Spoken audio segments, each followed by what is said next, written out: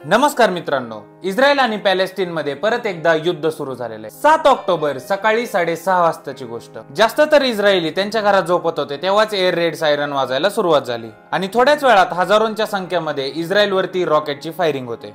इस्रायलचं असं म्हणणं होतं की 2200 रॉकेट फायर केले गेले, पण हमासचं असं म्हणणं होतं की 5000 रॉकेट फायर केले गेले। इस्रायलकडे डिफेन्ससाठी एक आयर्न डोम सिस्टम आहे। हे जगातलं सर्वात बेस्ट डिफेन्स सिस्टम आहे। जेव्हा कोणताही देश इस्रायलवरती रॉकेट फायर करतो तेव्हा या सिस्टमच्या मदतीने ते रॉकेट आकाशातच फोडण्यासाठी मदत होते आणि यामुळेच इस्रायल देशाची रक्षा होते।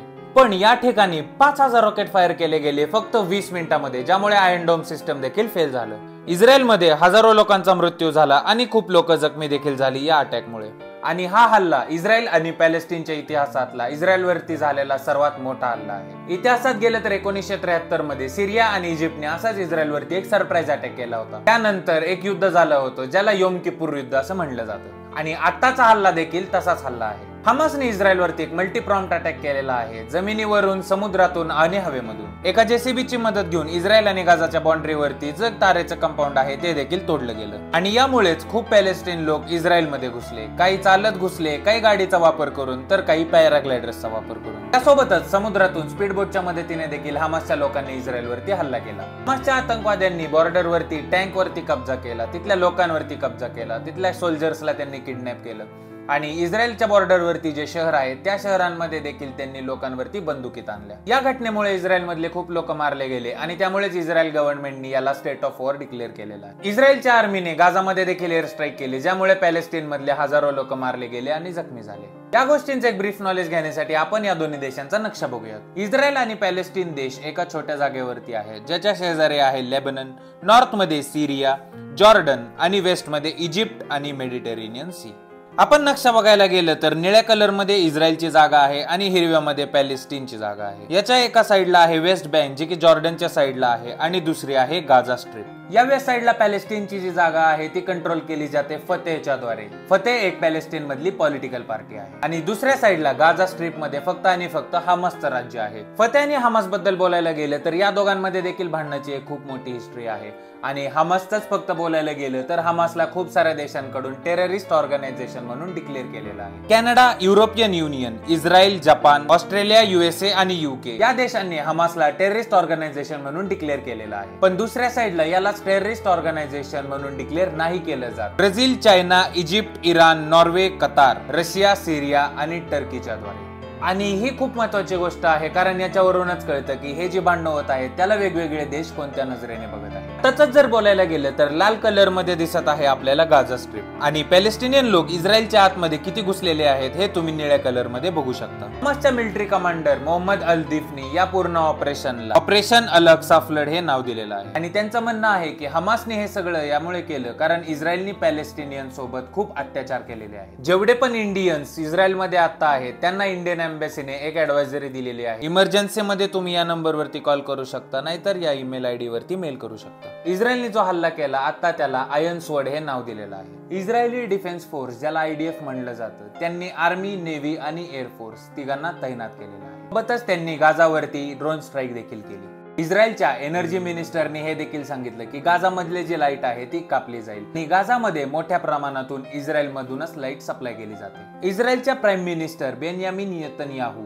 यांनी प्रेस कॉन्फरन्स मध्ये सांगितलं, citizens of Israel, we are at war. אזרחי ישראל, אנחנו במלחמה, לא במבצע, לא בסבבים, במלחמה. Israel defence मिनिस्टरचं हे म्हणणं होतं की हमासनी खूप मोठी चूक केलेली आहे आणि यांना त्यांची फळं भोगावीच लागतील।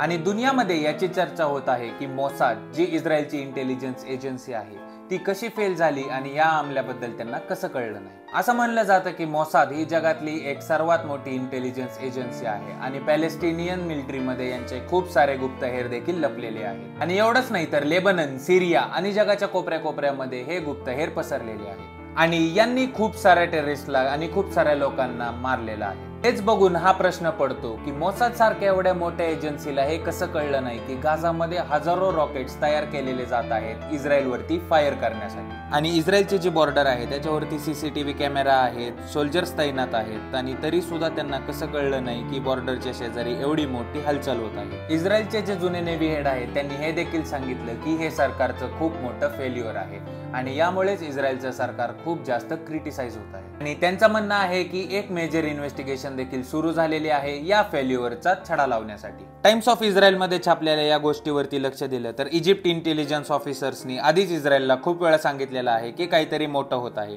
पण इस्रायली इंटेलिजन्सनी याला दुर्लक्ष केलं। आणि इंटरनॅशनल रिएक्शन बद्दल जर आपण बोलायला गेलं तर यूएसच्या प्रेसिडेंट जो बायडन यांनी या घटनेला कंडेम केलेलं आहे आणि त्यांनी सांगितलेलं आहे की त्यांचं रॉक सॉलिड आणि अनवेवरिंग सपोर्ट आहे इस्रायल सोबत। युरोपियन युनियनच्या फॉरेन पॉलिसी चीफचं देखील हेच म्हणणं होतं की ते या अटॅकला पूर्णपणे कंडेम करत आहेत आणि इस्रायलला पूर्णपणे हक्क आहे त्यांचा डिफेन्स करायचा। इराण जो पहिल्यापासूनच हमासला सपोर्ट करत आहे त्यांचं म्हणणं आहे की हमासला पूर्णपणे हक्क आहे सेल्फ डिफेन्स करायचा आणि त्यामुळेच त्यांनी इस्रायलवरती हल्ला केलेला आहे। इजिप्तचं म्हणणं आहे की ते सौदी अरेबिया आणि जॉर्डनशी चर्चा करत आहेत इस्रायल आणि पॅलेस्टाईन वॉरला संपवण्यासाठी। पॅलेस्टाईनचे जे प्रेसिडेंट आहेत महमूद अब्बास त्यांनी हे बोललेलं आहे पॅलेस्टाईनियन्सला सेल्फ डिफेन्स साठी टेररिस्ट सोबत लढण्याचा पूर्णपणे अधिकार आहे आणि हे फतेह पार्टीचे आहे जे की मी तुम्हाला आधी सांगितलं की फतेह आणि हमास मध्ये पहिल्यापासूनच खूप जास्त टेन्शनचं वातावरण आहे। असं मानलं जातं की 1080 पासून 2021 पर्यंत खूप सारे पॅलेस्टाईन्स युरोपमधून मायग्रेट केले होते पॅलेस्टाईन देशामध्ये, पण इस्रायलने त्याच्यावर कब्जा करत करत आता पॅलेस्टाईन देशाला एकदम छोटं केलेलं आहे आणि पॅलेस्टाईनचं जे कारण आहे हमला करायचं याला सगळ्यांचं समर्थन आहे पण टेररिस्ट ऑर्गनायझेशनच्या मदतीने नाही। आणि भारताचा देखील हाच स्टँड आहे। भारताने पहिल्यापासूनच पॅलेस्टिनियन कॉज ऑफ सेल्फ डिटर्मिनेशनला सपोर्ट केलेला आहे आणि हे सगळ्या प्राईम मिनिस्टरनी मान्य केलेलं आहे। त्याच्यामध्ये इंदिरा गांधी असतील, राजीव गांधी असतील, अटल बिहारी वाजपेयी असतील, मनमोहन सिंग असतील किंवा नरेंद्र मोदी असतील आणि प्रधानमंत्री मोदीजी हे पहिले प्राईम मिनिस्टर आहेत पॅलेस्टाईनला व्हिजिट करणारे। आणि मोदीजींनी आता जी ट्विट केलेली आहे यावरून हे कळतं की त्यांचं पूर्णपणे इस्रायलला समर्थन आहे आणि त्यांनी इस्रायलवरती झालेल्या टेररिस्ट अटॅकला पूर्णपणे कंडेम केलेलं आहे। आणि यामध्ये काही आश्चर्याची गोष्ट नाहीये कारण हमास जे आता करतंय ते पूर्णपणे एक आतंक आहे। खूप साऱ्या व्हिडिओज असे समोर आलेले आहेत ज्याच्यामध्ये हमासच्या टेररिस्टनी इस्रायल मधल्या बायकांवरती आणि लहान मुलांवरती खूप जास्त अत्याचार केलेले आहेत। असे व्हिडिओज जे आपण इथे दाखवू देखील शकत नाही आणि ही खूप लाजिरवाणी गोष्ट आहे की खूप सारे लोक ह्या लोकांना फ्रीडम फायटर्स मानतात। ही गोष्ट खरी आहे की पॅलेस्टाईनवरती इस्रायलच्या लोकांनी खूप अत्याचार केलेला आहे, पण याचा अर्थ हा नाहीये की इस्रायलच्या लोकांवरती टेररिस्टची मदत घेऊन तुम्ही अत्याचार कराल। मी एवढंच म्हणेन की हमास हे एक टेररिस्ट ऑर्गनायझेशन आहे आणि इस्रायल एक पॉवरफुल आणि डेमोक्रॅटिक देश आहे आणि इस्रायलला त्याच्या ताकदीचा एकदम विचार करूनच वापर करावा लागेल। आपण असं खूप बघतो की खूप लोक आहेत ज्यांचं म्हणणं आहे की पॅलेस्टाईनवर हल्ला झाला ही खूप छान गोष्ट आहे आणि पॅलेस्टाईन देशाला पूर्णपणे संपवलं पाहिजे, पण हे लोक पॅलेस्टाईन मध्ये राहणाऱ्या साधारण लोकांची काळजी करत नाहीये, त्यांचं ह्या वर्षी काही घेणं देणं नाहीये आणि जे स्वतःची लाईफ जगत आहेत। आणि दुसऱ्या साईडला असे लोक आहेत जे हमासला सपोर्ट करत आहेत आणि ते म्हणतात की हमासने चांगलं केलं इस्रायलवरती हल्ला करून आणि इस्रायल देश हे पूर्णपणे संपवलं पाहिजे। आपल्याला हे बघायला मिळतं की सोशल मीडियावर बसून असे कमेंट करणं खूप सोपं आहे, पण आपण हा विचार करत नाही की आपण त्या सिच्युएशन मध्ये असतो तर आपण कसं रिॲक्ट केलं असतं। मी विचार पण करू शकत नाही की इस्रायल आणि पॅलेस्टाईन मधल्या साधारण लोकांची मेंटॅलिटी काय झाली असेल। त्यांना रोज या भीतीत राहावं लागतं की कधी आपल्यावरती अटॅक होऊ शकतो आणि कधीही आपल्यावरती बॉम्ब पडू शकतो। इस्रायलने देखील दाखवून दिलेलं आहे की त्यांनी जरी गाझावरती अटॅक केला तरी त्यांनी किती काळजी घेतलेली आहे। इस्रायलने गाझामधल्या 14 मजली बिल्डिंग वरती एअर स्ट्राईक केली, पण एअर स्ट्राईक करण्याच्या 10 मिनिटं त्यांनी आधी सांगितलं होतं की ही बिल्डिंग खाली करा कारण या बिल्डिंग वरती 10 मिनिटांनंतरच बॉम्ब पडणार आहे। पण आपल्याला हे देखील बघायला मिळतं की इस्रायलच्या अटॅक मधून खूप सारे पॅलेस्टिनियन लोक देखील मारले गेलेले आहेत। आपण हीच प्रार्थना करू शकतो की या दोन देशामध्ये जो वॉर चाललेला आहे तो लवकरात लवकर संपावा,